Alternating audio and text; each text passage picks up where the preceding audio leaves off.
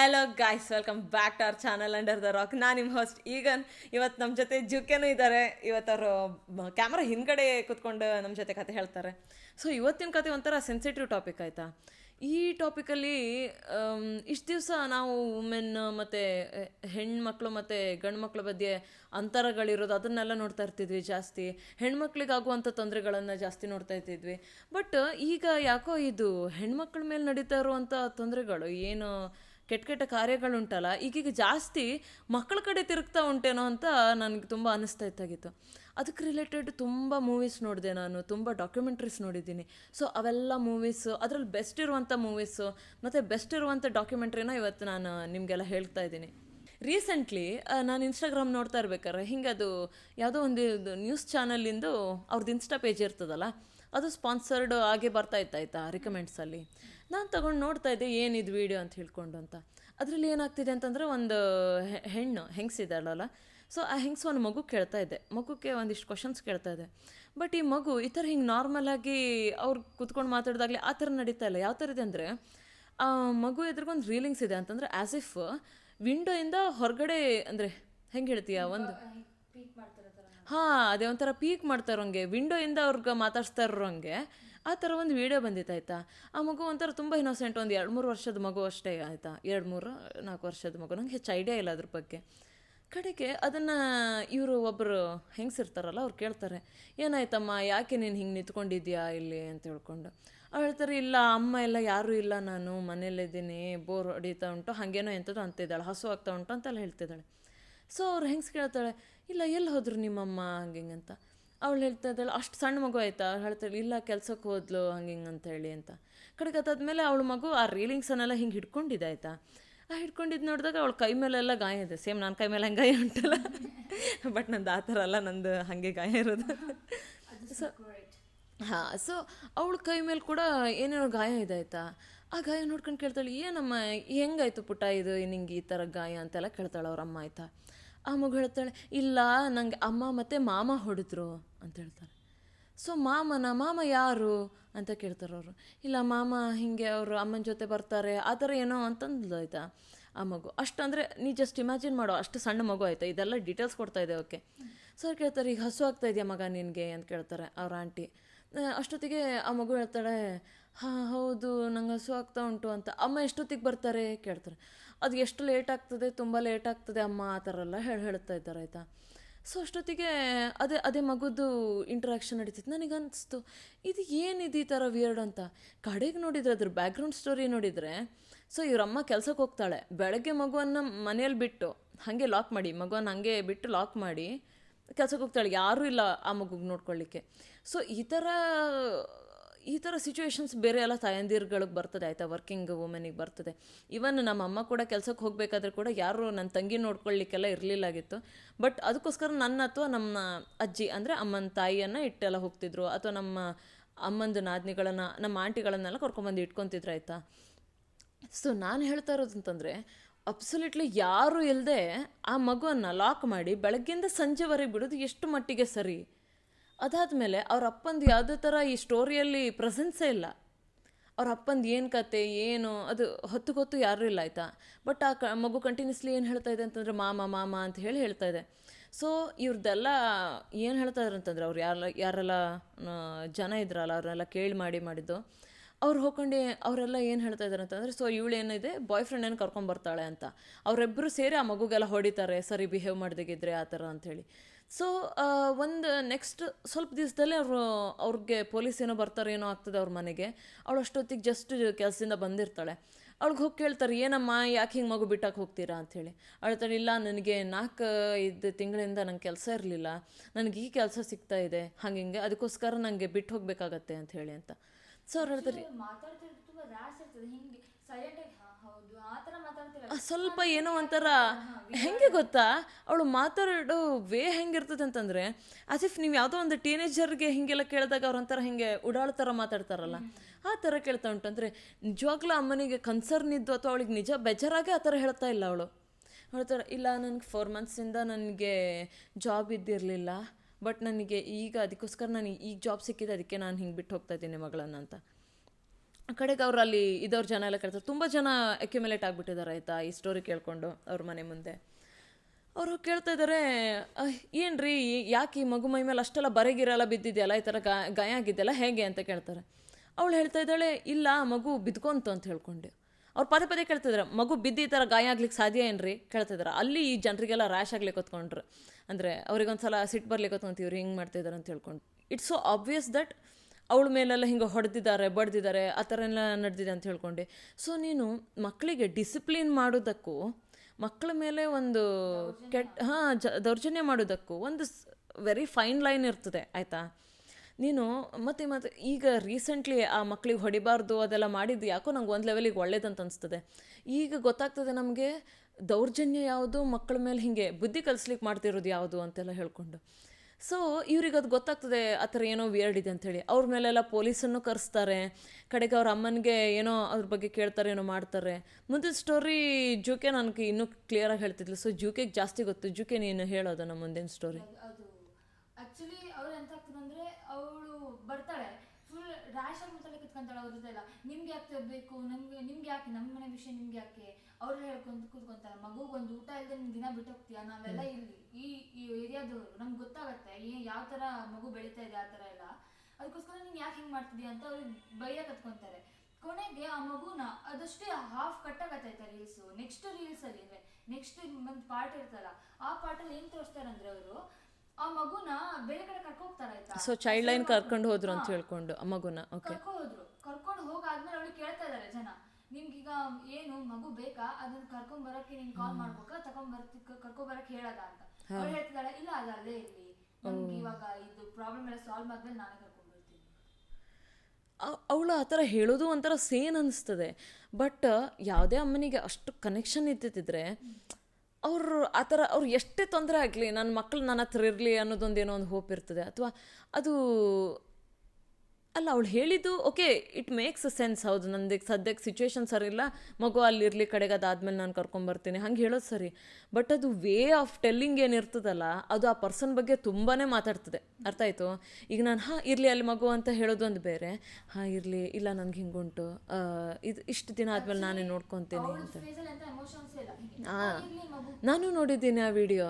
So ಹಿಂಗೆ ಏನೋ ಒಂಥರ ಬಿಟ್ಟಿಟ್ಟು ಹಾಗೆ ಈಗ ಏನಮ್ಮ ನೀನು ಈ ತರ ಇಷ್ಟೆಲ್ಲ ಆಯ್ತು ಆದ್ಮೇಲೂ ನಿನ್ ಮಗು ಅಲ್ಲೇ ಇರ್ಲಿ ಅಂತಿಲ್ಲ.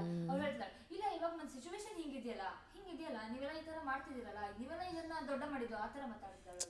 As if someone else is trying to put her down ಅಂತ. ಆ ಥರ ಅವ್ರ ಫ್ಯಾಮಿಲಿ ಮ್ಯಾಟರ್ಸ್ ಅನ್ನ ನೀವು ಹೊರಗಾಗ್ತಿದ್ದೀರಾ, ನೀವೇನೋ ಬಂದನ್ನು ನಿಮ್ಗಡ್ ಮಾಡ್ತಿದ್ದೀರಾ ಅಂತ ಆ ಥರ ಮಾತಾಡ್ತಿದ್ರು. ಇಲ್ಲ, ಏನು ಗೊತ್ತಾ, ಎಲ್ಲ ವರ್ಕಿಂಗ್ ಪೀಪಲಲ್ಲಿ, ವರ್ಕಿಂಗ್ ಹೌಸ್ಗಳಲ್ಲಿ ಈ ಥರ ಒಂದು ಸಿಚುವೇಶನ್ ಇದ್ದಿರ್ತದೆ.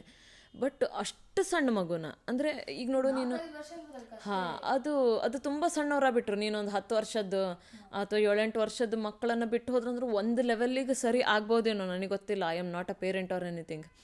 ಬಟ್ ಅಷ್ಟು ಸಣ್ಣ ಮಗುನ ಬೆಳಗಿಂದ ರಾತ್ರಿವರೆಗೆ ಒಬ್ರಿಗೆ ಬಿಟ್ಟು ಅವಳು ಜಸ್ಟ್ ಆ ಬಾಲ್ಕನಿಯಲ್ಲಿ ಕುತ್ಕೊಂಡಿರುತ್ತಂದರೆ ಜಸ್ಟ್ ಇಮ್ಯಾಜಿನ್ ಅದು ಹೆಂಗಿರ್ತದೆ ಅಂತ ಮಕ್ಕಳಿಗೆ. ಮತ್ತೊಂದು ಏನು ಗೊತ್ತಾ, it's a proven fact.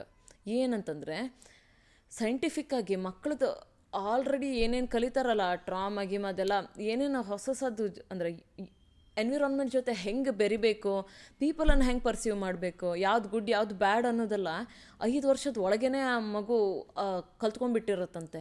So ನೀವು 5 ವರ್ಷದವರೆಗೆ ಅವಳಿಗೆ ತುಂಬ ಟ್ರಾಮಾ ಕೊಡೋದಾಗಲಿ ಅಥವಾ ತುಂಬ ಎಂಥದ್ದು ಎನ್ವಿರಾನ್ಮೆಂಟಿಂದ ದೂರ ಇಡೋದು, ಸೊಸೈಟಿಯಿಂದ ದೂರ ಇಡೋದು, ಅಥವಾ ಅವ್ರಿಗೇನೋ ಮಕ್ಕಳ ಬೆಳವಣಿಗೆಗೆ ಬೇಕಾಗುವಂಥ ಎಲ್ಲ ಫೆಸಿಲಿಟಿಗಳಿಂದ ದೂರ ಇಟ್ಟರಲ್ಲ, ಆ ಮಗು ಅದನ್ನೇ ಕಂಟಿನ್ಯೂ ಮಾಡ್ಕೊಂಡು ಹೋಗ್ತದೆ ಅಂತ. ಅರ್ಥ ಆಯಿತು? ಅಂತಂದರೆ ಅವಳದು ಬೆಳವಣಿಗೆ ಅಷ್ಟು ಕ್ಲಿಯರ್ ಆಗೋದಿಲ್ಲ, ಮೆದುಳಿನ ಬೆಳವಣಿಗೆ ಆಗೋಲ್ಲ, ನ್ಯೂಟ್ರಿಷನ್ ಬೆಳವಣಿಗೆ ಆಗೋಲ್ಲ. ಮತ್ತು ಮಗು ಆ ಸಿಚುವೇಶನ್ಗೆ ದೊಡ್ಡ ಆದಮೇಲೂ ಕೂಡ ಸಿಚುವೇಶನ್ಗೆ ಹೆಂಗೆ ರಿಯಾಕ್ಟ್ ಮಾಡ್ತದಲ್ಲ, ಅದು ಕೂಡ ಡಿಫ್ರೆಂಟ್ ಆಗಿರ್ತದೆ ನಾರ್ಮಲ್ ಕಿಡ್ಸ್ಗಿಂತ. ಸೊ ನಾನು ಹೇಳ್ತಿರೋದು, ಅಷ್ಟು ಸಣ್ಣ ಮಕ್ಕಳ ಮೇಲೆ ಇಷ್ಟೆಲ್ಲ ತೊಂದರೆಗಳು ಯಾಕೆ ಆಗ್ತಾ ಉಂಟು, ಇಂಥದ್ದೆಲ್ಲ ಕೆಟ್ಟ ಕೃತ್ಯಗಳು ಯಾಕೆ ಆಗ್ತಾ ಉಂಟು ಅಂತ ಹೇಳ್ಕೊಂಡು. ಕಡೆಗೆ ಮತ್ತೊಂದು ಅಷ್ಟಾದಮೇಲೆ ಮತ್ತೊಂದು ಸ್ಟೋರಿ ನೋಡ್ತೀವಿ ನಾವು. ನಿನ್ನೆ ಎಲ್ಲೋ ಕರ್ನಾಟಕದಲ್ಲಿ ಸ್ವಲ್ಪ ಅಂದರೆ ನಮ್ಮದೇ ಜಾಗದಲ್ಲಿ, ನಮ್ಮ ಕರ್ನಾಟಕದಲ್ಲಿ. ಸೊ ಏನಾಗಿದೆ ಅಂತಂದರೆ, ಒಂದಮ್ಮ ಸ್ವಲ್ಪ ಏನಿದು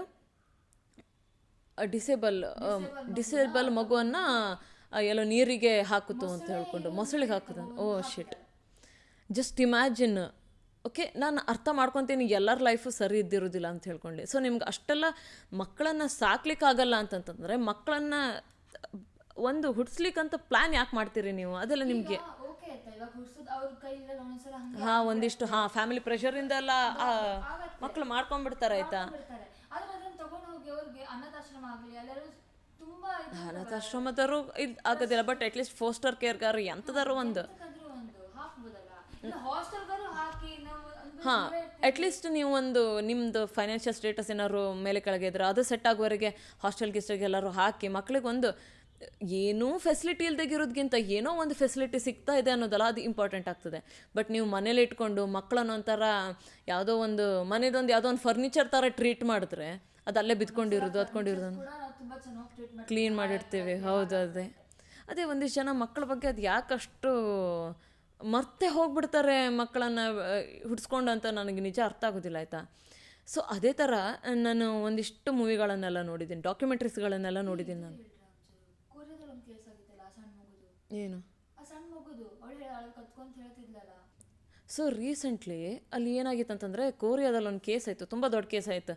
ಎಲ್ಲ ಇವರು ನಿಮಗೆ ಎಲ್ಲ K-pop ಐಡಲ್ಸ್ ಎಲ್ಲ K-pop ನೋಡೋದಿದ್ರೆ, ನೀವು ಕೊರಿಯನ್ ಮೂವೀಸ್ ಡ್ರಾಮಾಸ್ ನೋಡೋದಿದ್ರೆ ನಿಮಗೆ ಇವೆಲ್ಲ ಗೊತ್ತಿರ್ತದೆ ಈ ಸ್ಟೋರಿ. ಸೊ ಏನಾಯ್ತು ಅಂತಂದರೆ ಬೇಸಿಕಲಿ ಒಂದು ಮಗುವನ್ನು ಒಂದು ಪೇರೆಂಟ್ಸ್ ಅಪ್ಪ ಅಮ್ಮ ಮತ್ತು ಒಂದು ಮಗು ಇದೆ, ಒಂದು ಸಣ್ಣ ಮಗು ಇದೆ, ಒಂದು 2-3 ವರ್ಷದ ಮಗು. ಬಟ್ ಗೊತ್ತಿಲ್ಲದಿದ್ದವ್ರಿಗೋಸ್ಕರ ನಾನು ಇವತ್ತು ಇದನ್ನು ಕಥೆನ ಮತ್ತೊಂದು ಸಲ ಹೇಳ್ತೀನಿ. ಏನಂತಂದರೆ ಸ್ವಲ್ಪ ದಿವಸ ಹಿಂದೆ ಮೇ ಬಿ ಒಂದು 2 or 3 years ಬ್ಯಾಕ್ ಕೊರಿಯಾದಲ್ಲಿ ಒಂದು ದೊಡ್ಡ ಕೇಸ್ ಆಗ್ತದೆ. ಎಷ್ಟು ದೊಡ್ಡ ಕೇಸ್ ಅಂತಂದರೆ ಆಲ್ ಓವರ್ ಇಂಟರ್ನ್ಯಾಷ್ನಲಿ ಅದಕ್ಕೆ ತುಂಬ ವೈರಲ್ ಆಗ್ತದೆ ಆ ಸ್ಟೋರಿ. ಆ ಮಗುಗೋಸ್ಕರ ತುಂಬ ಕಂಡೋಲೆಸೆನ್ಸ್ ಎಲ್ಲ ಬರ್ತದೆ. ಏನಾಗಿದೆ ಕತೆ ಬೇಸಿಕ್ಲಿ ಅಂತಂದರೆ, ಅಪ್ಪ ಅಮ್ಮ ಇದ್ದಾರೆ, ಓಕೆ, ಕಪಲ್ಗೆ ಒಂದು ಸಣ್ಣ ಮಗು ಇದೆ. ಅವ್ರ ಮನೇಲಿ ಡಾಗ್ಸ್ ಕೂಡ ಇದೆ ಆಯಿತಾ, ಡಾಗ್ ಕೂಡ ಇದೆ. ಆ ಡಾಗೂ ಕೂಡ ಮಗ ಥರನೇ ಟ್ರೀಟ್ ಮಾಡ್ತಾರೆ ಅವರು. ಏನಾಗಿದೆ ಅಂತಂದರೆ ಅವರ ಅಪ್ಪ ಅಮ್ಮ ಇದ್ದಾರೆ, ಅವರು ಅಪ್ಪಗಿಂತ ಅವಳದ್ದು ಬಾಯ್ ಫ್ರೆಂಡ್ ಆಲ್ಮೋಸ್ಟ್ ಈಗ ಮೊದಲೇ ಹೇಳಿದ್ದ ಸ್ಟೋರಿ ಥರನೆಯ. ಅವರು ಸಡನ್ ಒಂದಿನ ಸುತ್ತಮುತ್ತ ಅಪಾರ್ಟ್ಮೆಂಟಲ್ಲಿ ಇದ್ದವ್ರಿಗೆಲ್ಲ ಒಂದು ಇದು ಬರ್ತದೆ ಆಯಿತಾ, ಸೌಂಡ್ ಬರ್ತಾ ಇರ್ತದೆ ಕಂಟಿನ್ಯೂಸ್ಲಿ. ಏನಂತಂದರೆ ಮಗು ಕಂಟಿನ್ಯೂಸ್ಲಿ ಅಳ್ತಾ ಇರೋದು. ಎಷ್ಟು ಅಳ್ತಾ ಇದೆ ಅಂತಂದರೆ ಯಾರು ಅದಕ್ಕೆ ಸಮಾಧಾನ ಮಾಡಲಿಕ್ಕೆ ಮಾಡ್ತಾ ಇರೋದು ಅವ್ರಿಗೆ ಗೊತ್ತಾಗ್ತಾ ಇರೋದಿಲ್ಲ. ಈಗ ನೋಡ್ರಿ, ಮಗು ಅಳುತ್ತದೆ, ಯಾರು ಹೇಳ್ತಾರೆ ಹೌದೇನಮ್ಮ ಆರಾಮಾಯ್ತೆ ನಮ್ಮ ಹಂಗಾಯ್ತೆ ನಮ್ಮ ಹಿಂಗಾಯ್ತೆ ನಮ್ಮ ಅಂತ ಮಾಡ್ಕೊತ ಬರ್ತಾರಲ್ಲ ಮಕ್ಕಳಿಗೆ. ಆ ಥರ ಏನೂ ಸೌಂಡ್ ಕೇಳೋದಿಲ್ಲ. ಮಗು ಅಳುದು ನಿಲ್ಲಿಸಿದ್ದು ಸೌಂಡ್ ಕೇಳೋದಿಲ್ಲ. ಸೊ ಕಂಟಿನ್ಯೂಸ್ಲಿ ಆ ಮಗು ಅಳ್ತಾನೆ ಇರ್ತದೆ. ಸೊ ಅದನ್ನೆಲ್ಲ ಕನ್ಸರ್ನ್ ಆಗಿ ಅದೆಲ್ಲ ಸುತ್ತಮುತ್ತ ಇದ್ದವ್ರಿಗೆಲ್ಲ ಇದೇನು ಇವ್ರ ಮನೇಲಿ ಮಗು ಕೈಯ ಅಳ್ತಾ ಇರ್ತದೆ, ಯಾರು ನೋಡ್ಕೊಳ್ಳೋರಿಲ್ವಾ ಇವರು, ಏನಾಗಿದೆ ಅಂತ ಹೇಳ್ಕೊಂಡು ಅವ್ರು ಪೊಲೀಸಿಗೆ ಕಾಲ್ ಮಾಡ್ತಾರೆ. ಪೊಲೀಸಿಗೆ ಕಾಲ್ ಮಾಡಿದ್ರೆ ಪೊಲೀಸ್ ಬರ್ತಾರೆ ಆಯಿತಾ. ಬಂದು ನೋಡಿದರೆ ಇಲ್ಲ, ಮಗು ಅಳ್ತಾ ಇದೆ, ಇವ್ರ ಪೇರೆಂಟ್ಸ್ ಎಲ್ಲ ಅವ್ರ ಪಾಡಿಗೆ ಅವ್ರು ಇದ್ದಾರೆ, ಅಮ್ಮ ಏನೋ ಕೆಲ್ಸಕ್ಕೆ ಹೋಗ್ತಾರೆ, ಏನೋ ಮಾಡ್ತಾರೆ, ಮಗು ಹಾಗೆ ಒಂಥರ ಫರ್ನಿಚರ್ ಥರನೇ ಮನೇಲಿ ಬಿದ್ಕೊಂಡಿರ್ತದೆ ಆಯಿತಾ ಮಗು. ಸೊ ಫಸ್ಟ್ ಕಡೆಗದಾದ್ಮೇಲೆ ಮಜಾ ಏನಂತಂದರೆ ಅವ್ರಿಗೊಂದ್ಸಲ ಶಾಲೆಗೆ ಕರ್ಕೊಂಡು ಬಿಡ್ತಾ ಇರ್ತಾರೆ ಕೂಡ. ಸ್ವಲ್ಪ ದಿವಸ ಆದಮೇಲೆ ಅದು ಶಾಲೆಗೆ ಹೋಗೋದು ಕೂಡ ಇರ್ರೆಗ್ಯುಲರ್ ಆಗಿದ್ದಿರ್ತದೆ ಆಯಿತಾ. ಆ ಮಗುನ ತೊಗೊಂಡೋಗಿ ಬಿಡ್ತಾರೆ. ಫಸ್ಟ್ ಬಿಟ್ಟಾಗ ಆ ಟೀಚರೆಲ್ಲ ಹಿಂಗೆ ಮಾತಾಡ್ಸ್ತಾ ಇರ್ಬೇಕಾದ್ರೆ ಆ ಮಗು ಮೂಮೆಂಟಲ್ಲೆಲ್ಲ ಸ್ವಲ್ಪ ರಿಸ್ಟ್ರಿಕ್ಷನ್ ಆಗೋದು, ಅಂದರೆ ತುಂಬ ಎಲ್ಲ ಮಕ್ಕಳ ಥರ ಆರಾಮಾಗಿ ಮೂಮೆಂಟ್ ಮಾಡ್ತಾ ಇರೋದಿಲ್ಲ ಆ ಮಗು. ಸೊ ಅದನ್ನು ನೋಡ್ಕೊಂಡು ಇವ್ರೇನೋ ಮಾಡ್ತಿರ್ತಾರೆ, ಆಟ ಆಡ್ತಾ ಇರ್ಬೇಕಾದ್ರೆ ಏನೋ ಆಗ್ತದೆ, ಅವ್ರ ಮಗುನ ಬಟ್ಟೆ ನೋಡ್ತಾರೆ, ಏನಾಗಿದೆ ಈ ಮಗುಗೆ, ಈ ಥರ ಯಾಕೆ ಮೂಮೆಂಟ್ ಮಾಡ್ತಾ ಇದೆ. ಮತ್ತು ಒಂದಿಷ್ಟು ಕಡೆ ಮೂವ್ ಮಾಡಿದಾಗೆಲ್ಲ ಸ್ವಲ್ಪ ಪೇನಲ್ಲಿ, ಅಂದರೆ ನೋವಾದಾಗ ಓ ಮಾಡ್ತಾರಲ್ಲ ಆ ಥರ ಮಾಡ್ತಾ ಇದೆ, ಯಾಕೆ ಅಂತ ಹೇಳ್ಕೊಂಡು ನೋಡ್ಲಿಕ್ಕೆ ಹೊತ್ಕೊತಾರೆ. ಹಂಗೆ ನೋಡಿದರೆ ಏನಾಗಿದೆ ಅಂದರೆ ಆ ಮಗು ಇಡೀ ಬಾಡಿ ಮೇಲೆ ಒಂಥರ ಹೊಡೆದಿದ್ದು ಮಾರ್ಕುಂಟು, ಬರೆದೆಲ್ಲ ಮಾರ್ಕುಂಟು. ಸೊ ಅದನ್ನು ನೋಡ್ತಾರವರು. ಆ ಕಡೆಗದಾದ್ಮೇಲೆ ಅವ್ರ ಅಮ್ಮನಿಗೆ ಕೇಳ್ತಾರೆ, ಆ ನರ್ಸರಿ ಟೀಚರ್ ಬಂದು ಅವ್ರ ಅಮ್ಮನಿಗೆ ಕೇಳ್ತಾರೆ, ಏನಮ್ಮ ಇದು ಹಿಂಗಿದೆ ಮಗುಗೆ ಅಂತೆಲ್ಲ ಹೇಳ್ಕೊಂಡು.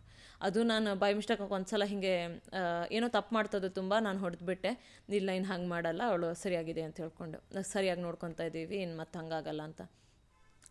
ಕಡೆಗೆ ಸ್ವಲ್ಪ ದಿವಸ ಆಗ್ತದೆ. ಸ್ವಲ್ಪ ದಿವಸ ಆದಮೇಲೆ ಮಗು ಸ್ವಲ್ಪ ದಿವಸ ಬರೋದೇ ಇಲ್ಲ, ಓಕೆ. ಬರ್ದೇಗಿದ್ದಿದ್ದು ನೋಡಿಕೊಂಡು ಅವರು ಟೀಚರ್ ಅವ್ರ ಅಮ್ಮನಿಗೆ ಕಾಲ್ ಮಾಡ್ಕೊಂಡು ಕೂಡಲೇ ಅವ್ರು ಹೇಳ್ತಾರೆ, ಇಲ್ಲ ನಮ್ಮದು ಮಗು ಸ್ವಲ್ಪ ಆರಾಮಿಲ್ಲ, ಅದಕ್ಕೋಸ್ಕರ ನಾನು ಕರ್ಕೊಂಬರ್ತಾ ಇಲ್ಲ ಅಂತೆಲ್ಲ ಹೇಳ್ಕೊಂಡು. ಕಡೆಗದಾದ್ಮೇಲೆ ಆ ಟೀಚರ್ ಮತ್ತು ಯಾವಾಗೋ ಬಂದಾಗ ಟೀಚರ್ ಏನು ಮಾಡ್ತಾರೆ ಅಂದರೆ ಅವ್ರದ್ದು ಮಗುದೆಲ್ಲ ಫೋಟೋ ತೆಗೆದಿಟ್ಕೊತಾರೆ, ಬಾಡಿದು ಹಿಂಗೆಲ್ಲ ಆಗಿದ್ದು ಅಂತ ಹೇಳಿ. ಅದನ್ನೆಲ್ಲ ಇಟ್ಕೊಂಡು CPSಗೆ ಕಾಲ್ ಮಾಡ್ತಾರೆ. CPS ಅಂದರೆ ಚೈಲ್ಡ್ ಪ್ರೊಟೆಕ್ಷನ್ ಕಮಿಟಿ ಆಯಿತಾ, ಅವರು ಕೌನ್ಸಿಲ ಕಮಿಟಿನೇನು. ಸೊ ಅಲ್ಲಿ ಕಾಲ್ ಮಾಡ್ತಾರೆ ಅವರು. ಕಾಲ್ ಮಾಡಿದ್ಮೇಲೆ ಅವರೆಲ್ಲ ಬಂದು ಅವ್ರ ಅಮ್ಮನಿಗೆ ಕೇಳ್ತಾರೆ ಏನೋ ಆಗ್ತದೆ. ಅದು ಮಾರನೇ ದಿನದಿಂದ ಮಗುನ ಕಳಿಸೋದೇ ಬಿಟ್ಬಿಡ್ತಾಳೆ ಅವಳು. ಕಳಿಸೋದೇ ಬಿಟ್ಟಾದಾಗ ಅವ್ರು ಏನು ಮಾಡ್ತಾರೆ, ಟೀಚರೇ ಒಂದಿನ ಎಷ್ಟು ದಿವಸ ಬರಲಿಲ್ಲ ನೋಡ್ಕೊಂಡು ಟೀಚರ್ ಅವ್ರ ಮನೆಗೆ ಹೋಗ್ತಾರೆ, ಏನಾಗಿದೆ ನೋಡುವ ಅಂತ ಹೇಳ್ಕೊಂಡು. ಕಡೆಗೆ ಹೋಗಿ ನೋಡಿದರೆ ಮಗು ಫುಲ್ ಬಡಿಕಾಗಿದೆ, ಮೈ ಮೇಲೆಲ್ಲ ದೊಡ್ಡ ದೊಡ್ಡ ಪರ್ಪಲ್ ಮಾರ್ಕ್ಗಳು ಹೀಗೆಲ್ಲ ಹೊಡೆದಾಗ ತುಂಬ ರಫಾಗಿ ಹೊಡೆದಾಗ ಹೆಂಗೆ ಪರ್ಪಲ್ ಬ್ಲ್ಯಾಕ್ ಮಾರ್ಕ್ ಹಾಕಾಗ್ತದಲ್ಲ ಆ ಥರ ಇದು. ಸೊ ಆ ಥರ ಮಾರ್ಕ್ಗಳಾಗಿದೆ. ಅವಳೇನು ಮಾಡ್ತಾಳೆ, ಟೀಚರ್ ಬಂದ್ಕೊಂಡು ನರ್ಸರಿ ಟೀಚರ್ ಕಂಪ್ಲೇಂಟ್ ಮಾಡ್ತಾಳೆ. ಸೊ CPS ಅವ್ರು ಕಾಲ್ ಮಾಡ್ತಾರೆ, ಅವ್ರಿಗೆಲ್ಲ ಕ್ವಶನಿಂಗ್ ಎಲ್ಲ ನಡೀತದೆ ಆಯಿತಾ. ಅವಳು ಹೇಳ್ತಾಳೆ ಇಲ್ಲ ನಾನು ನೋಡ್ಕೊತಿದ್ದೀನಿ ಹಂಗೆ ಅಂತ ಹೇಳ್ಕೊಂಡು. ಮೋಸ್ಟ್ ಆಫ್ ದ ಟೈಮ್ ಏನು ಮಾಡ್ತಾರೆ ಅಂತಂದರೆ ಪೊಲೀಸು ಅದನ್ನು ಸ್ವಲ್ಪ ನಿಗ್ಲೆಕ್ಟ್ ಮಾಡ್ಲಿಕ್ಕೆ ಟ್ರೈ ಮಾಡ್ತಾರೆ. ಅಂತಕ್ಕಂದ್ರೆ ಎಲ್ಲರ ಫ್ಯಾಮಿಲಿನೂ ಪರ್ಫೆಕ್ಟ್ ಇರ್ಲಿಕ್ಕೆ ಸಾಧ್ಯ ಇಲ್ಲ ಆಯಿತಾ. ಅದಕ್ಕೋಸ್ಕರ ನಿನ್ನ ಫ್ಯಾಮಿಲಿ ಹಿಂಗೆ ಇಟ್ಕೊಬೇಕು ಅಂತಂದ್ರೆ ಜನ ಅದನ್ನು ಕೇಳೋದಿಲ್ಲಲ್ಲ. ಸೊ ಯಾಕೋ ಆ ವಿಷಯನ ಸ್ವಲ್ಪ ನೆಗ್ಲೆಕ್ಟ್ ಮಾಡ್ತಾರೆ ಅವರು ಕೊರಿಯಾದಲ್ಲೂ ಕೂಡ ಪೊಲೀಸು. ಸೊ ಕ್ವಶನಿಂಗ್ ಎಲ್ಲ ನಡೀತದೆ ಅವ್ರ ಅಮ್ಮನ ಮೇಲೆ.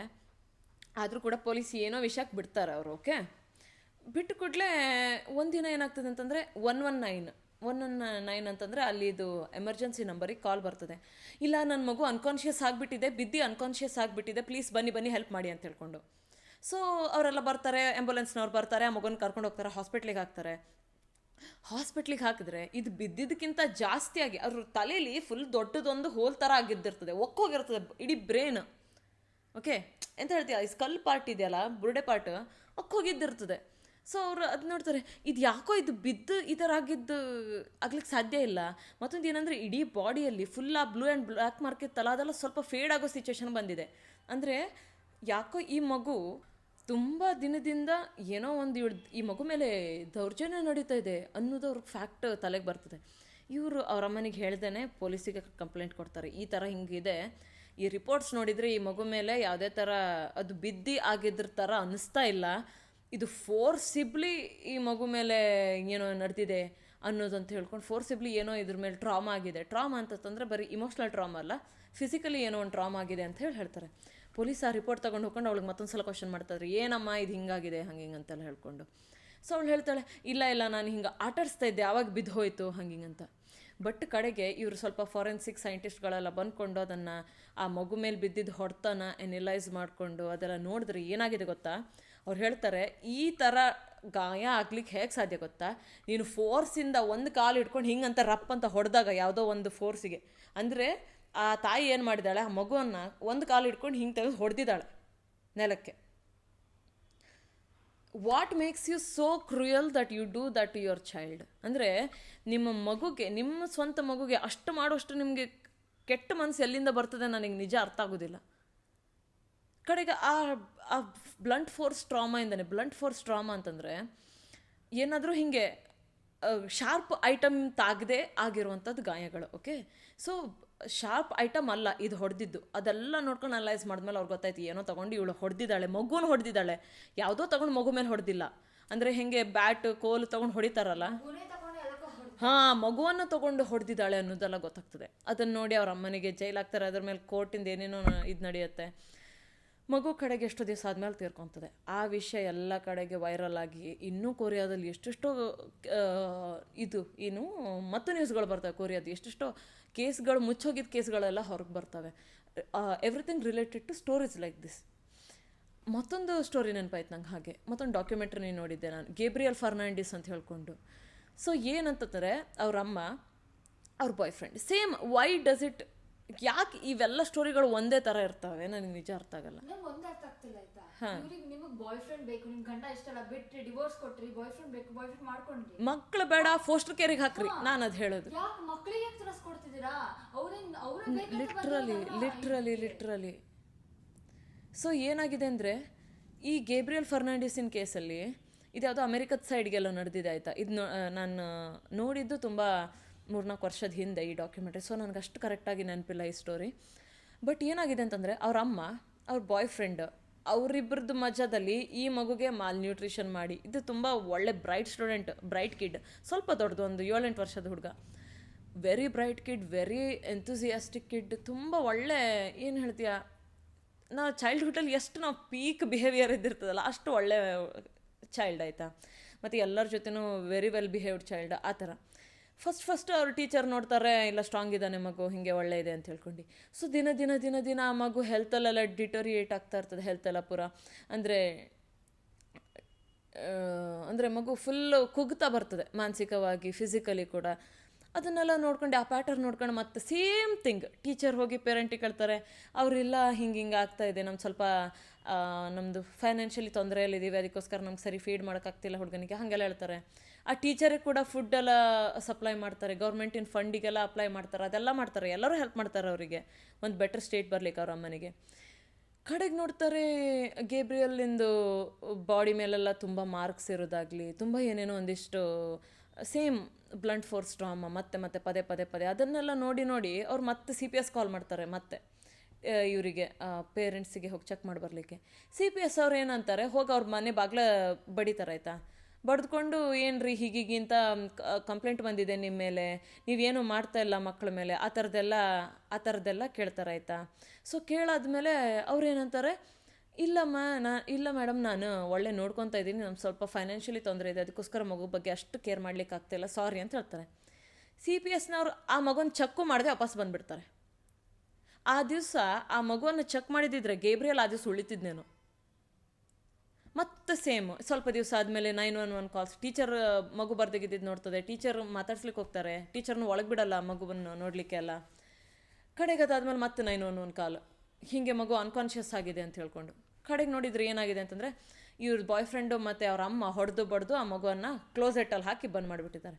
ಅದು ಸಫೋಕೇಶನಲ್ಲಿ ಅದನ್ನು ಸಹಿಸ್ಕೊಂಡು ಏನಾಗಿದೆ, ಅವ್ನು ಫುಲ್ ಅನ್ಕಾನ್ಷಿಯಸ್ ಆಗಿದ್ದಾನೆ. ಆಸ್ಪತ್ರೆಗೆ ಹೋಗಿ ಚೆಕ್ ಮಾಡುವಷ್ಟರೊಳಗೆ ಆ ಮಗು ತೀರ್ಕೊಂಡಿದೆ. ಇವರಮ್ಮ ಬ್ರೀತ್ ಮಾಡ್ತಾಯಿಲ್ಲ ಮಗು ಅಂತೇಳಿ 911 ಕಾಲ್ ಮಾಡಿದ್ದಾರೆ. ಅದೇ ನೋಡ್ಕೊಂಡು ಹಾಸ್ಪಿಟ್ಲಿಗೆಲ್ಲ ಹೋಗಿ ನೋಡಿ ಮತ್ತದೇ ಸೇಮ್ ಸ್ಟೋರಿ, ಮತ್ತು ಅದನ್ನು ಅನಲೈಸ್ ಮಾಡಿ ನೋಡಿದರೆ ಅದಿಲ್ಲ, ಮತ್ತು ಇವ್ರ ಮೇಲೆ ಬ್ಲಂಟ್ ಫೋರ್ಸ್ ಡ್ರಾಮಾ ಆಗಿದೆ, ಈ ಮಗು ಮೇಲೆ ದೌರ್ಜನ್ಯ ನಡೆದಿದೆ, ಅದನ್ನೆಲ್ಲ ಹೇಳಿದ್ಮೇಲೆ ಮತ್ತು ಇವ್ರಿಗೆ ಏನೇನೋ ಒಂದಿಷ್ಟು ಇದಾಗ್ತದೆ. ಅದು ಆ ಮಗುಗೆ ಹೊಡೆದಿದ್ದೆಲ್ಲ ನೀನು ಇದು ಮಾಡಿದ್ದಾರೆ, ಡಾಕ್ಯುಮೆಂಟ್ರಿಯಲ್ಲಿ ಕಾಣಿಸಿದ್ದಾರೆ, ನೀನು ಅದನ್ನು ನೋಡಿದರೆ ಎಷ್ಟು ಟ್ರಾಮಟೈಸ್ ಆಗ್ತದೆ ಅಂದರೆ ನಿನ್ಗೆ ಅದನ್ನು ಅರ್ಥ ಮಾಡ್ಕೊಳ್ಳಿಕ್ಕೆ ಆಗೋದಿಲ್ಲ. ನಿಮ್ಮದು ಒಂದು ಸ್ವಂತ ಮಗುಗೆ ನೀವು ಹಂಗೆ ಮಾಡ್ಲಿಕ್ಕೆ ಹೆಂಗೆ ಸಾಧ್ಯ ಅಂತ ಹೇಳ್ಕೊಂಡು ನನಗೆ ನಿಜ ಅರ್ಥ ಆಗೋದಿಲ್ಲ ಆಯಿತಾ. ನನಗೆ ನಿಜ ಎಷ್ಟೋ ಜನರಿಗೆ ಮಕ್ಕಳೇ ಇರೋದಿಲ್ಲ ಆಯಿತಾ, ಎಷ್ಟೋ ಅವರು ಏನೇನೋ ಟ್ರೈ ಮಾಡ್ಕೊಂಡು ಎಂಥದ್ದು ಮಾಡ್ತಾರೆ ಆಯಿತಾ. ಬಟ್ ಆದರೂ ಕೂಡ ಅವ್ರು ಅದೇ ಮತ್ತೊಂದು ಹಾರಿಬಲ್ ಏನೂ ಇರ್ಬೋದು ಗೊತ್ತಾ, ಅಡಾಪ್ಷನ್ ಏನು ಪ್ರೊಸೆಸ್ ಮಾಡುತ್ತಾರಲ್ಲ ಅದು ತುಂಬ ಹಾರಿಬಲ್ ಇದೆ ಅಂತೆ. ರೀಸೆಂಟ್ಲಿ ಏನೇನೋ ಹೇಳ್ತಾರಪ್ಪ, ಒಂದಿಷ್ಟು 2 ಕಂಡೀಷನ್ಸ್ ಇದೆ, ಅದನ್ನೆಲ್ಲ ಫುಲ್ಫಿಲ್ ಮಾಡಿದ್ಮೇಲೆ ಅಡಾಪ್ಷನ್ ಮಾಡ್ಕೊಳ್ಳಿಕ್ಕೆ ಸಾಧ್ಯ ಅಂತ ಹೇಳ್ಕೊಂಡು. ಸೊ ನಾರ್ಮಲ್ ಪೀಪಲ್ಗೆ ಯಾರಿಗೆ ಮಗು ಬೇಕಲ್ಲ ಅವರೆಲ್ಲ ಅಡಾಪ್ಷನ್ ಮಾಡ್ಕೊಳ್ಳೋದು ತುಂಬ ಕಷ್ಟ ಆಗ್ಬೋದು ನಾನು ಹೇಳೋದು. ಹಾಗಿದ್ದಾಗ ಏನಾಗ್ತದೆ, ಮತ್ತು ಡಿಸ್ಪೇರಿಟಿ, ಮಕ್ಕಳಿಗೆ ಬ್ಯಾಡ್ದಾಗಿದ್ದವ್ರು ಮಕ್ಕಳಿಗೆ ಈ ಥರ ಟ್ರೀಟ್ ಮಾಡೋದು, ಮಕ್ಕಳಿಗೆ ಬೇಕಾದವರಿಗೆ ಮಗು ಇಲ್ಲ, ಹಾಗೆ ಅರ್ಥ ಆಯಿತು. ಏನೋ ವಿಯರ್ಡಪ್ಪ. ಸೊ ಇದನ್ನೆಲ್ಲ ನಾನು ನೋಡ್ತಾ ಮತ್ತು ಒಂದಿಷ್ಟು ಸ್ಟೋರಿಗಳಿಗೆ ಬರ್ತಾಯಿದ್ದೆ. ಇದು ಸ್ಲೋ ಆಗಿ ನಾನು ಡಾಕ್ಯುಮೆಂಟ್ರಿ ನೋಡೋದು ಸಿವಿಯಾರಿಟಿ ಎಲ್ಲಿವರೆಗೆ ಹೋಯ್ತು ಅಂದರೆ ಚೈಲ್ಡ್ ಟ್ರಾಫಿಕಿಂಗಿವರೆಗೆ ಹೋಗಿ ನಿಲ್ತಾಯ್ತಾ. ಚೈಲ್ಡ್ ಟ್ರಾಫಿಕಿಂಗಿಗೆ ಹೋಗಿ ನಿಂತ ಮೇಲೆ ಅಲ್ಲೂ ಒಂದು ನಾನು ಫಿಲ್ಮ್ ನೋಡಿದೆ, ಸೌಂಡ್ ಆಫ್ ಫ್ರೀಡಮ್ ಅಂತ ಹೇಳ್ಕೊಂಡು. ಸೌಂಡ್ ಆಫ್ ಫ್ರೀಡಮ್ ಏನಂತಂದರೆ ಅದು ನಾರ್ತ್ ಸೌತ್ ಅಮೇರಿಕಾ ಆದಷ್ಟು ಪಾರ್ಟಲ್ಲಿ ನಾರ್ಮಲಿ ನಡೆಯೋದು. ಅಲ್ಲಿ ಮಕ್ಕಳನ್ನು ರ್ಯಾಂಡಮ್ಲಿ ಚೈಲ್ಡ್ ಟ್ರಾಫಿಕಿಂಗ್ ಮಾಡ್ತಾ ಇರ್ತಾರೆ. ಸೊ ಹಾಗೆ ಒಂದು ಚೈಲ್ಡ್ ಟ್ರಾಫಿಕ್ ಮಾಡಿದಂಥ ಸ್ಟೋರಿಯನ್ನು ಸೌಂಡ್ ಆಫ್ ಫ್ರೀಡಮ್ ಅಂತ ರೀಸೆಂಟಾಗಿ ಬಂದ ಮೂವಿ, ಅದಕ್ಕೆ ಒಂದು ವರ್ಷದ ಹಿಂದೆ ಬಂದ ಮೂವಿ ಸೌಂಡ್ ಆಫ್ ಫ್ರೀಡಮ್ ಅಂತ. ನೀವೆಲ್ಲನೂ ಅದನ್ನು ನೋಡಿ ನಿಮಗೂ ಸ್ವಲ್ಪ ಅರ್ಥ ಆಗ್ತದೆ ಆ ಚೈಲ್ಡ್ ಟ್ರಾಫಿಕಿಂಗ್ ಹೆಂಗೆ ನಡೀತದೆ. ಅದೊಂದು ರಿಯಲ್ ಸ್ಟೋರಿ. ಆ ಪೊಲೀಸ್ ಆ್ಯಕ್ಚುಲಿ ಆ ಮಗನ ಸೇವ್ ಮಾಡ್ತಾನೆ. ಓಕೆ, ಆ ಪರ್ಸನ್ನೇ ಮತ್ತೊಂದು ಪರ್ಸನನ್ನು ಹೆಲ್ಪಲ್ಲಿ ತೊಗೊಂಡು ಅವನ್ನೇ ಡೈರೆಕ್ಟ್ ಮಾಡಿ ಅವರು ಪ್ರಿಪೇರ್ ಮಾಡಿದಂಥ ಮೂವಿ ಅದು. ಸೊ ಅದು ವೆರಿ ರಿಯಲ್ ಸ್ಟೋರಿ. ನೀವೆಲ್ಲರೂ ಕೂಡ ಸೌಂಡ್ ಆಫ್ ಫ್ರೀಡಮ್ ನೋಡಿ. ಹಾಗೆಯೇ ಮತ್ತೆ ವಾಪಸ್ ಕೊರಿಯಾಗೆ ಹೋಗೋಣ, ಕೊರಿಯಾದ ಕಡೆ. ಕೊರಿಯಾದಲ್ಲಿ ಮತ್ತೊಂದು ಮೂವಿ ಇದೆ ಸೈಲೆನ್ಸ್ಡ್ ಅಂತ ಹೇಳ್ಕೊಂಡು. 50 ವರ್ಷಗಳ ಕಾಲ ಈ ಶಾಲೆ ನಡೀತದೆ. ಓಕೆ, ಈ ಶಾಲೆ ಯಾವ ಥರ ಅಂತಂದರೆ ಒಂಥರ ರೆಸಿಡೆನ್ಷಿಯಲ್ ಶಾಲೆ ಥರ. ರೆಸಿಡೆನ್ಷಿಯಲ್ ಶಾಲೆ ಥರ ಆಯಿತಾ. ಆ ರೆಸಿಡೆನ್ಷಿಯಲ್ ಶಾಲೆಯಲ್ಲಿ ಯಾವ ಥರ ಮಕ್ಕಳು ಬರ್ತಾರೆ ಅಂದರೆ, ಹೀಗೆ ಕಿವುಡಿರೋದು, ಮೂಕ ಮಕ್ಕಳು, ಬ್ಲೈಂಡ್ ಮಕ್ಕಳು, ಅಥವಾ ಏನಂತಂದರೆ ಅವ್ರು ಮೆಂಟಲಿ ಸ್ವಲ್ಪ ರಿಟಾರ್ಡೆಡ್ ಬುದ್ಧಿಮಂದ ಮಕ್ಕಳು. ಸೊ ನಾನು ಯಾಕೆ ಇಷ್ಟು ಬಿಡಿಸಿ ಈ ಥರ ಬಾಯಿ ಬಿಟ್ಟು ಬುದ್ಧಿಮಂದ ಮಕ್ಕಳು ಆ ಥರನೆಲ್ಲ ಪದೇ ಯಾಕೆ ಹೇಳ್ತೀನಿ ಅಂತಂದರೆ, ಅವರಿಗೆ ಯಾವುದೇ ಥರ ರಾಂಗ್ ಇನ್ಫಾರ್ಮೇಷನ್ ಕೊಡಲಿಕ್ಕಲ್ಲ, ಅವರನ್ನು ಎಂಥದ್ದು ಹೇಳ್ತಾರೆ ಕೆಳಗೆ ಕಾಣಿಸ್ಲಿಕ್ಕೂ ಅಲ್ಲ, ಅಂತಂದರೆ ಅವ್ರ ಬಗ್ಗೆ ಏನೋ ಕೆಟ್ಟದ್ದು ಹೇಳಲಿಕ್ಕೂ ಅಂತಲ್ಲ. ಬಟ್ ಇದನ್ನು ಯಾಕೆ ಹೇಳ್ತೀನಿ ಅಂದರೆ, ಈ ಬೇಸ್ ಇಟ್ಕೊಂಡೇ ಯಾರು ಆ ಮಕ್ಕಳ ಮೇಲೆ ಹೇಗೆ ದೌರ್ಜನ್ಯ ಮಾಡ್ತಾರೆ ಅನ್ನೋದನ್ನು ಅರ್ಥ ಆಗಲಿ ನಿಮಗೆಲ್ಲರಿಗೂ ಅಂತ ಹೇಳ್ಕೊಂಡು. ಸೊ ಈ ಥರ ಮಕ್ಕಳನ್ನೆಲ್ಲ ಆ ಶಾಲೆಗೆ ಹಾಕ್ತಾ ಇರ್ತಾರೆ. ಯಾಕಂತಂದರೆ ಅವ್ರ ಪೇರೆಂಟ್ಸಿಗೆ ನೋಡ್ಕೊಳ್ಳಿಕ್ಕಾಗೋದಿಲ್ಲ, ಅಂತಂದ್ರೆ ಆ ಸುತ್ತಮುತ್ತ ಪ್ಲೇಸಲ್ಲೆಲ್ಲ ಪುವರ್ ಪೀಪಲ್ ಆಗಿದ್ದಿರ್ತಾರೆ. ಜಸ್ಟ್ ಕೊರಿಯಾ ಮತ್ತು ಜಪಾನಿಂದು ವಾರ್ ಮುಗ್ದು ಹೋಗಿದ್ದಿರ್ತದೆ. ಸೊ ರಿಹ್ಯಾಬಿಲಿಟೇಷನ್ ಸೆಂಟರ್ ಥರ ಈ ಸೆಂಟರ್ ನಡೀತಾ ಇರ್ತದೆ. ಈ ಫೆಸಿಲಿಟಿ ಒಂದು ಫ್ಯಾಮಿಲಿಲೇ ಅವರೇ ಡೀನ್, ಅವರೇ ಅಡ್ಮಿನ್, ಅವರೇ ಹಾಸ್ಟೆಲರು, ಅಂದರೆ ಅವರು ವಾರ್ಡನ್, ಅವರೇ ವಾಚ್ಮ್ಯಾನು, ಅವ್ರದ್ದೇ ಟೀಚರ್ಸು, ಹಾಗೆ ಅವರೆಲ್ಲ ಸೇರಿ ಏನು ಮಾಡ್ತಿರ್ತಾರೆ ಅಂದರೆ 50 ವರ್ಷಗಳ ಕಾಲ ಮಕ್ಕಳ ಮೇಲೆ ದೌರ್ಜನ್ಯ ನಡೀತಾ ಇರ್ತದೆ. ಅವ್ರ ಮೇಲೆ ಅತ್ಯಾಚಾರ ಆಗ್ತದೆ. ಆ ಮಕ್ಕಳ ಮೇಲೆ ಏನೇನೋ ಫ್ರೀ ಲೇಬರ್ ಮಾಡಿಸ್ಕೊತಾರೆ, ಕಂಟಿನ್ಯೂಸ್ ಅತ್ಯಾಚಾರ. ಇವರೆಲ್ಲ ಏನಂತಂದ್ರೆ ಈ ಪೀಪಲೆಲ್ಲ ಫ್ಯಾಮಿಲಿ ಇದ್ದವರು, ಓಕೆ, ಅವ್ರಿಗೆ ಆ ಪ್ಲೇಸಲ್ಲಿ ಮಾಡ್ಲಿಕ್ಕೆ ಮಾಡೋದಷ್ಟೇ ಅಲ್ಲದೆ, ಅವ್ರ ಮೇಲೆ ಅಷ್ಟು ದೌರ್ಜನ್ಯ ಆ ಪ್ಲೇಸಲ್ಲಿ ಮಾಡೋದಷ್ಟೇ ಅಲ್ಲದೆ ಅವ್ರ ಮನೆಗೆಲ್ಲ ಕರ್ಕೊಂಡೋಗಿ ಮಾಡ್ಕೊತಿರ್ತಾರೆ. ಅಷ್ಟು ಹಾರಿಬಲ್ ಇರುವಂಥ ಸಿಚುವೇಶನನ್ನು ಏನಾಗ್ತದೆ ಅಂತಂದರೆ ಕೇಸಾಗಿ ಯಾವುದೋ ಒಂದು ಟೀಚರ್ ಅಲ್ಲಿ ಹೋಗ್ತಾನೆ, ಆಯಿತಾ, ಹೊಸದಾಗಿ ಕಲಿಸ್ಲಿಕ್ಕೆ ಹೋಗ್ತಾನೆ ಆ ಸ್ಕೂಲಿಗೆ. ಆ ಸ್ಕೂಲಲ್ಲಿ ಹೋಗಿ ನೋಡಿದರೆ ಎಲ್ಲ ಮಕ್ಕಳು ಒಂದೊಂದು ಥರ ಬಿಹೇವಿಯರು. ಯಾಕೋ ಈ ಥರ ನಾರ್ಮಲ್ ಮಕ್ಕಳ ಥರ ಆಡ್ತಾಯಿಲ್ಲ ಎಲ್ಲರೂ, ಯಾಕೆ ಅಂತ ಹೇಳ್ಕೊಂಡು ಅವನಿಗೆ ಅರ್ಥ ಆಗ್ತಾಯಿಲ್ಲ. ಕಡೆಗೆ ಅದನ್ನು ದಿನ ಶಾಲೆ ದಿನ ಪಾಸ್ ಆಗ್ತಾ ಆ ಶಾಲೆಯಲ್ಲಿ ನೋಡ್ತಾನೆ ಆ ಮಕ್ಳದ್ದು ಬಿಹೇವಿಯರು, ಯಾಕೆ ಈ ಥರ ಆಗ್ಬೋದು ಅಂತೆಲ್ಲ ಹುಡುಕ್ತಾನೆ. ಸೊ ಹಾಗೆ ಒಂದೊಂದು ದಿನ ಒಂದೊಂದು ತೊಂದರೆಗಳನ್ನು ನೋಡ್ತಾ ಹೋದ್ಮೇಲೆ ಅವನಿಗೆ ಗೊತ್ತಾಯ್ತು ಈ ಮಕ್ಕಳ ಮೇಲೆ ಈ ಥರ ದೌರ್ಜನ್ಯ ನಡೀತಿದೆ ಅಂಥೇಳಿ. ಆ ಟೀಚರ್ ಬೇರೆ ಎಲ್ಲರಿಗೂ ಇದಾಗಿ, ಅಂದರೆ ಎಲ್ಲರಿಗೂ ಹೋಗಿ ಹೇಳಲಿಕ್ಕೆ ಟ್ರೈ ಮಾಡ್ತಾನೆ, ಪೊಲೀಸಿಗೆ ಹೋಗಿ ಟ್ರೈ ಮಾಡ್ತಾನೆ, ಹಿಂಗಾಗ್ತಿದೆ ನೋಡಿ ಅಂತ ಹೇಳ್ಕೊಂಡು. ಪೊಲೀಸ್ ಹೇಳ್ತಾನೆ, ಇಲ್ರಿ ಅದು ಹಂಗಂಗೆ ಆಗ್ತದೆ, ಆ ಮಕ್ಕಳದೆಲ್ಲ ನೀವು ತೊಗೊಂಬರ್ಬೇಡಿ, ನನಗೆ ಪ್ರೂಫ್ ಇಲ್ಲದೆ ಬರಬೇಡಿ ಅಂತ ಹೇಳಿ ಕಳಿಸ್ತಾನೆ. ಕಡೆಗೆ ಅವನಿಗೆ ಗೊತ್ತಾಗ್ತದೆ ಆ ಪೊಲೀಸು ಕೂಡ ಇವ್ರ ಹತ್ರ ಲಂಚ ತೊಗೋತಿದ್ದಾನೆ ಇದನ್ನೆಲ್ಲ ಬಾಯಿ ಮುಚ್ಕೊಂಡಿರ್ಲಿಕ್ಕೆ ಅಂತ ಹೇಳ್ಕೊಂಡು. ಕಡೆಗೆ ಚೈಲ್ಡ್ ಪ್ರೊಟೆಕ್ಷನ್ ಸೆಂಟ್ರಿಗೆ ಹೋಗ್ತಾನೆ, ಅವರು ಕೂಡ ಹಂಗೆ ಹೇಳ್ತಾರೆ. ಎಜುಕೇಷನ್ ಬೋರ್ಡ್ಗೆ ಹೋಗ್ತಾನೆ, ಅಲ್ಲೂ ಕೂಡ ಹಂಗೆ ಇರ್ತದೆ. ಸೊ ಇಡೀ ಸಿಟಿಯನ್ನು ಅವರು ಇದು ಮಾಡ್ಕೊಂಡಿರ್ತಾರೆ, ಅಂದರೆ ತಮ್ಮ ಕೆಳಗೆ ಇಟ್ಕೊಂಡಿದ್ದಿರ್ತಾರೆ ಆ ಶಾಲೆಯವರು. ಸೊ ಅಷ್ಟು ಪವರ್ಫುಲ್ಲು, ಅಷ್ಟು ಹೆಸರಿರೋರೆಲ್ಲ ಆಗಿದ್ದಿರ್ತಾರೆ. ಸೊ ಅವ್ರನ್ನೆಲ್ಲ ಎದುರು ಹಾಕ್ಕೊಂಡು ಆ ಮಕ್ಕಳಿಗೆ ಇದು ಕೊಡಲಿಕ್ಕೆ, ಏನು ಒಂದು ನ್ಯಾಯ ಅಂತ ಕೊಡಲಿಕ್ಕೆ ಒಂದು 2-3 ಟೀಚರ್ಸು ಅದನ್ನು ಕೇಸನ್ನು ಹೊರಗ್ತಾ ಇರ್ತಾರೆ ಕೋರ್ಟ್. ಇದರಲ್ಲಿ ಏನಂತಂದರೆ ಇಡೀ ಕೊರಿಯಾದಲ್ಲ ಅದು ಫೇಮಸ್ ಆಗ್ತದೆ ಅದೇ ಕೇಸು. ಆ ಮಕ್ಕಳಿಗೆ ನ್ಯಾಯ ಕೊಡ್ಲಿಕ್ಕೆ ಟ್ರೈ ಮಾಡ್ತಾರೆ. ಬಟ್ ನನ್ನ ಪ್ರಕಾರ ಆ ಮಕ್ಕಳಿಗೆ ಅಷ್ಟು ಕ್ಲಿಯರಾಗಿ ನ್ಯಾಯ ಸಿಗೋದಿಲ್ಲ. ಎಂತಕ್ಕಂದರೆ ಅವ್ರಿಗೆ ಯಾವುದೇ ಥರ ಬೇರೆ ರಿಹ್ಯಾಬಿಲಿಟೇಷನ್ ಸಿಗೋದಿಲ್ಲ. ಅಂದರೆ ಟ್ರಾಮಾ ಫೇಸ್ ಆದಮೇಲೆ ಅವ್ರಿಗೆ ಏನೊಂದು ಮೆಡಿಕಲ್ ಸಪೋರ್ಟ್ ಆಗಲಿ, ಮೆಂಟಲ್ ಸಪೋರ್ಟ್ ಆಗಲಿ ಏನು ಬೇಕಿರ್ತದಲ್ಲ, ಅದು ಅವ್ರಿಗೆ ಸಿಕ್ಕಿರೋದಿಲ್ಲ. ಸೊ ನನಗೇನು ಅನಿಸ್ತು, ಅದು ಅಷ್ಟು ನ್ಯಾಯ ಕೊಡ್ಲಿಕ್ಕೆ ಆಗಿಲ್ಲ ಪಾಪ ಅವರು ಕೂಡ. ಬಟ್ ಅದಾದಮೇಲೆ ಒಂದು ಫಿಲ್ಮ್ ಮಾಡಿದ್ರು. ಫಿಲ್ಮ್ ಏನಂತಂದರೆ ದ ಸೈಲೆನ್ಸ್ಡ್ ಅಂತ. ದ ಸೈಲೆನ್ಸ್ಡ್ ಅನ್ನೋ ಒಂದು ಮೂವಿ ದ ಕ್ರೂಸಿಬಲ್ ಅಂತ ಒಂದು ಬುಕ್ ಮೇಲಿಂದ ತೊಗೊಂಡು ಮಾಡಿದ್ದಾರೆ. ಅಂದರೆ ಬುಕ್ ಮೇಲೆ ಏನು ಬರ್ಕೊಂಡಿದ್ದಾರೆ ಅದರಿಂದ ತೊಗೊಂಡು ಮಾಡಿದ್ದಾರೆ. ಆ ಬುಕ್ಕು ಕೂಡ ಏನು ನಡೆದಿತ್ತಲ್ಲ 50 ವರ್ಷಗಳ ಕಾಲ, ಈ ಕೇಸ್ ಮೇಲೆ ಆ ಬುಕ್ಕನ್ನು ಬರೆದಿದ್ದಾಳೆ ಒಂದು ಹೆಂಗಸು. ಸೊ ಅದನ್ನು ತೊಗೊಂಡು ದ ಸೈಲೆನ್ಸ್ಡ್ ಅಂತ ಒಂದು ಮೂವಿ ಮಾಡಿದರು. ಆ ಮೂವಿಲೂ ಕೂಡ ಅಲ್ಲಿ ಏನೇನು ನಡೀತಲ್ಲ ಅದನ್ನು ಜಸ್ಟ್ ಕಿವುಡು ಮೂಕು ಮಕ್ಕಳು ಅಂತ ತೊಗೊಂಡು ಅದ್ರ ಮೇಲೆ ಮೂವಿ ಮಾಡಿದ್ದಾರೆ. ನೀವೆಲ್ಲರೂ ಆ ಮೂವಿಯನ್ನು ನೋಡಿ ನಿಮಗೂ ಕೂಡ ಏನೋ ಒಂದಿಷ್ಟು ಹೊಸದನ್ನು ಕಲೀಲಿಕ್ಕೆ ಸಿಗ್ಬೋದು. ಸೊ ನಾನು ಹೇಳ್ತಿರೋದು ಅದನ್ನು ಮೂವಿ ನೋಡಿ ನಿಮ್ಗೆ ಹೆಂಗೆ ಅನಿಸ್ತು ಅಂತಲೂ ಮತ್ತೆ ಕಮೆಂಟಲ್ಲಿ ಹಾಕಿ. ಸೊ ಅದರಲ್ಲೂ ಕೂಡ ಏನು ರಿಯಲ್ ಸ್ಟೋರಿಯಲ್ಲಿ ಏನೇನು ನಡೆದಿತ್ತಲ್ಲ ಅದನ್ನು ಆದಷ್ಟು ನಿಮ್ಮೆಲ್ಲರಿಗೂ ಅದನ್ನು ಮುಚ್ಚುಮರೆಯಲ್ದೇ ಕಾಣಿಸ್ಬೇಕು ಅನ್ನೋದನ್ನು ಆ ಮೂವಿಯಲ್ಲಿ ಟ್ರೈ ಮಾಡಿದ್ದಾರೆ. ಅದಕ್ಕೋಸ್ಕರ ನಾನೇನು ಹೇಳೋದಂತಂದರೆ, ಮಕ್ಕಳನ್ನು ಕುಳಿಸ್ಕೊಂಡು ಈ ಮೂವಿ ನೋಡ್ಲಿಕ್ಕೆ ಹೋಗಲೇಬೇಡಿ. ನೀವಾಗೆ ಅಡಲ್ಟ್ಸ್ ಆಗಿ ನೀವು ಕೂತ್ಕೊಂಡು, ಅಡಲ್ಟ್ಸ್ ಯಾರಿದ್ದೀರಲ್ಲ ನೀವಾಗೆ ಕೂತ್ಕೊಂಡು ನೋಡಿ. ಅದು ಎಂತಕ್ಕಂತಾರೆ ನಿಮ್ಮೆಲ್ಲರಿಗೂ ಅದೊಂದು ಏನು ಹೇಳ್ತೀರಾ, ಅದ್ರ ಬಗ್ಗೆ ಜಾಗೃತಿ ಬರಬೇಕು, ನಿಮಗೆಲ್ಲ ಜಾಗೃತಿ ಮೂಡಬೇಕು. ಅದಕ್ಕೋಸ್ಕರ ನೀವು ಆ ಮೂವಿಯನ್ನು ನೋಡಿ. ಇನ್ ಕೇಸ್ ಮಕ್ಕಳನ್ನು ನೀವು ಈ ಮೂವಿಗೆ ಎಕ್ಸ್ಪೋಸ್ ಮಾಡ್ತೀರಿ ಅಂತ ಆದರೆ 13 ವರ್ಷದ ಮೇಲ್ಪಟ್ಟ ಮಕ್ಕಳಿಗಷ್ಟೇ ಈ ಮೂವಿಯನ್ನು ನೋಡ್ಲಿಕ್ಕೆ ಬಿಡಿ. ದ ಸೈಲೆನ್ಸ್ಡ್ ಅಂತ.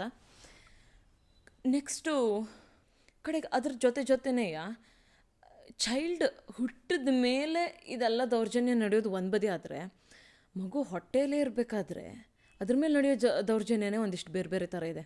ಸೊ ಅದ್ರ ಬಗ್ಗೆನೂ ಕೂಡ ನಾನು ಮತ್ತೊಂದು ಈ ವಿಡಿಯೋಕ್ಕೆ ಯಾವ ಥರ ರಿಯಾಕ್ಷನ್ ಸಿಗ್ತದೆ ಅನ್ನೋದ್ರ ಮೇಲೆ ನಾನು ಆ ವಿಡಿಯೋನ ಮಾಡ್ತೀನಿ.